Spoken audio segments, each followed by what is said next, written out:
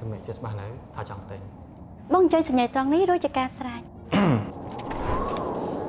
សម្រាប់ជាច្បាស់នៅថាចង់ទិញអាចគិតម្ដងទៀតបាន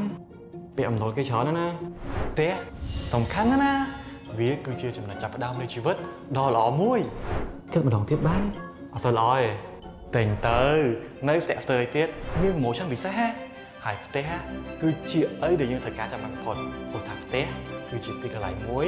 ដែលផ្ដល់នូវសេចក្តីសុខទាំងផ្លូវកាយនិងផ្លូវចិត្តត្រឹមត្រូវហើយបងចូលឆ្នាំចិនយើងនឹងមានការផ្ដល់ជូនជាពិសេសអាំងប៉ាវលាបសំណាងឆ្នាំថ្មីផ្ទះថ្មីជាលើកដំបូងបំផុតនៅក្នុងឱកាសបុណ្យចូលឆ្នាំចិនខាងមុខនេះ Jeep Mongland បានដាក់ចេញនូវ promotion ដែលមិនធ្លាប់មានពីមុនមករួមមានការបញ្ចុះតម្លៃរហូតដល់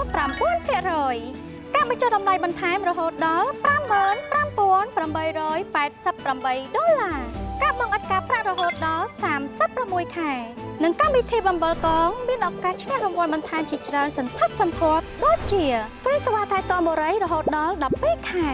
ព្រមទាំងបានទឹកប្រាក់ទិញគ្រឿងអេឡិចត្រូនិកនិងបានទឹកប្រាក់ជាច្រើនថែមទៀតផងសូមចាប់ផ្ដើមជាមួយនឹងឆ្នាំថ្មីចូលឆ្នាំចិននេះជាមួយនឹងផ្ទះថ្មីដែលនាំនៅសំណាងសុភមង្គលភាពរុងរឿងសម្រាប់គ្រួសាររបស់អ្នកកុំឲ្យឱកាសល្អនៅក្នុងឆ្នាំថ្មីនេះកន្លងផុតទៅក៏ឲ្យលើនេះដើម្បីទទួលបានអត្ថប្រយោជន៍ពិសេសវ៉ាវចំណេញលើចំណេញហ្មងអស្ចារ្យមែន